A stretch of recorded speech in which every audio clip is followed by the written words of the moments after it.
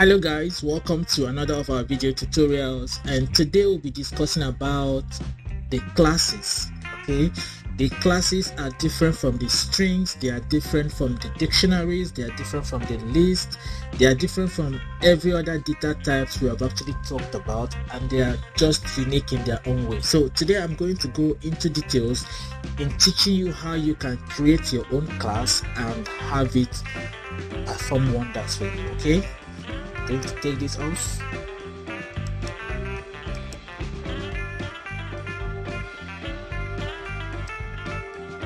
So I'm going to create a class human, so it will have a characteristic that you know very well, like the walk, the eat, and all of that. Okay, so you start with the keyword class, then the human. If you notice, the H here is in caps. Okay, so unlike the function that has to do with a small letter, the class has to be in caps. So if you want to combine two words, instead of using the underscore that we usually do for the variables, we combine the two words together. Okay, let's say you want to add the bean to this, so what we'll have here is the human being. Okay, so that is how you go about that. Okay, so the next thing is to put your semicolon, your colon rather, then you hit the enter button. It will be automatically indented. It simply means that whatsoever we are going to be writing here will be under the class. Okay, so the first thing to do is to define a function under this class. So let's say define a function run, human being runs. Okay, every human being runs. Okay, so we have defined the function run, and if we want to print run, and say print run. Okay, so this is we have defined a function right now. This is a function run that is under this class. If we want to access this class, we will need to call it, just like we did in the function aspect. We will have to call our function if we want it to be activated. So in the class activities as well, if you want the class to be activated, you also need to call your class. Okay, so let's create another function under the class. Say walk.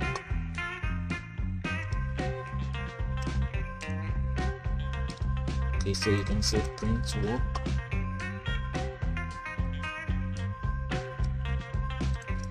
Okay, so let me create another one. Let's say eat.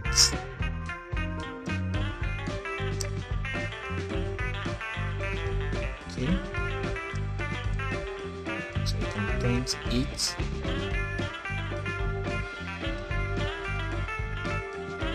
Okay, so we have been able to create 3 functions under the class human being. So every human being runs, every human being walks, every human being eats. Okay, so the next thing to do is to try to run your program to see if there will be any error. So when you run that, okay, so there is no error, so you'll continue.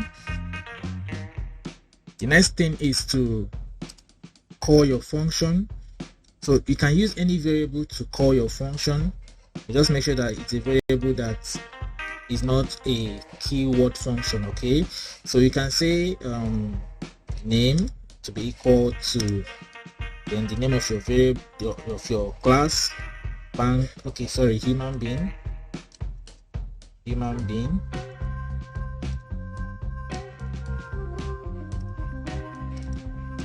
Okay, so we have actually called our function right now, our class rather. So for us to be able to access all the functions that we have written down here, we'll have to use the dot method. Okay, so say name dot. Now if you check here, you discover that all the things we have created have been listed here: walk, run, eat. So if you want to access the walk, you just double click or you type it out. When you run your program, walk will be displayed here. Okay, so if you want to access the run method, you select it from here or you type it down. Okay, and you run that, the one will appear. Okay, so if you want to do that for the eat as well, Either you type it or you select it. It's the same thing. Okay, so when you run that, so you can see every of the function we have created, we've been able to call them.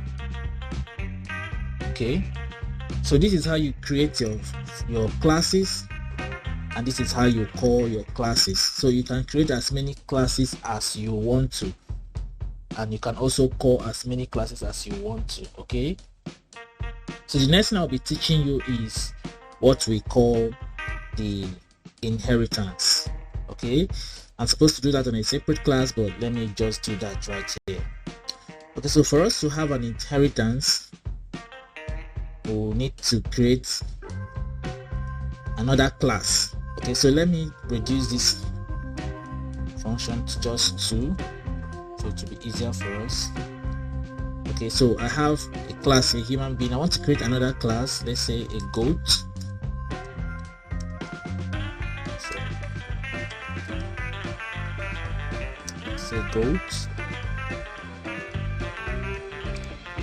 and I will define a goat to have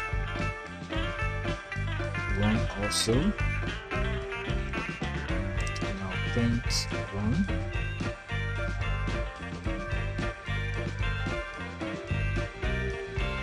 Okay, so let me define another function, another class. Let's say sheep. Okay, and I will define sheep to walk. Okay, so I'll print walk. Okay guys, so if you notice, I've been able to define another class. We'll have the first one human being, we'll have the second one goat, we'll have the third one sheep. Now there is something I want you to take note of. Here in this first one, we have run, we have walk under the first one. Under the second one, we'll see have run. It means that a goat can also run. Now under this next class, we have the walk. It simply means that a sheep can also walk, right? So why repeating all these attributes when we know that each of these classes has the same attribute? That brings us to what we call the inheritance. Okay, so instead of having all these attributes that are common to each and every of these classes written in separate class, we should just use one of the classes to combine all the attributes. Then you have other classes inherit the first class. So what that simply means is that since the human being has the class, has the attribute run and walk, and they are also applicable to goat and the sheep, what we'll do here is to clean this off, take off this, and here we'll open a bracket in front of the goat and insert the function, the class here, human being.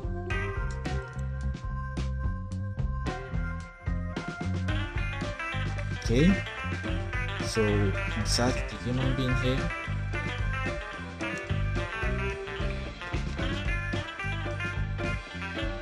We'll also come here,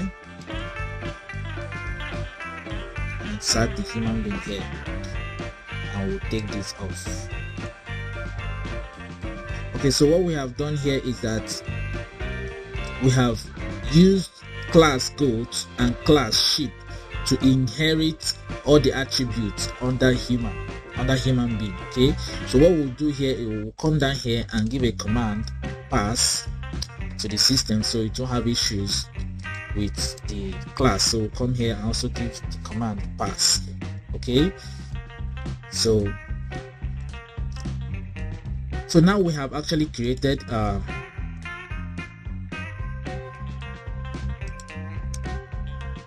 we're trying to give the required number of empty lines. Okay, so what we have done here is that we have used this class goat and this class sheep to inherit similar attributes that the humans also have.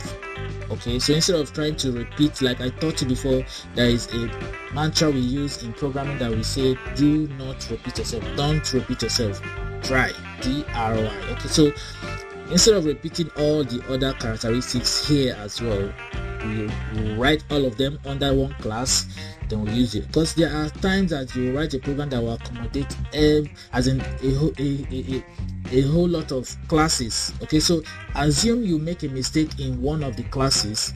That means you go back and start correcting all the corrections in each of those classes. You understand? So the essence of this is that if you make a mistake in this, you can just come to human being class and do all the corrections, and it will take effect in every other class that has inherited the human attributes. Okay, so that is as simple as ABC. So what we will do next is to call our class. Call class. Let's say we say name equal to human being. Okay, now the next thing we can also do, if you want to, like I did before, you can see all the characteristics of this human listed here. Now the same thing is also applicable to, let's say, name 1 equal to goat,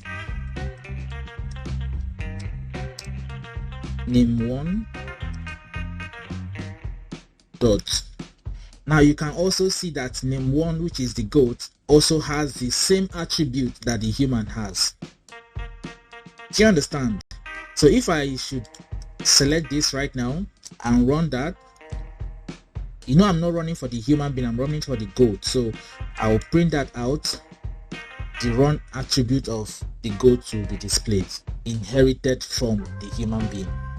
Okay, so if I should also call name 2 to be equal to let's say sheep, so it simply means that name 2 can also access all the attributes under the human being. So you can see that. So if I select work for this and run that, I'm going to have the work attribute display here. So this is all we do when we talk about inheritance, and you can also go into research and make more findings about the inheritance. Okay, see you in our next class. Take care.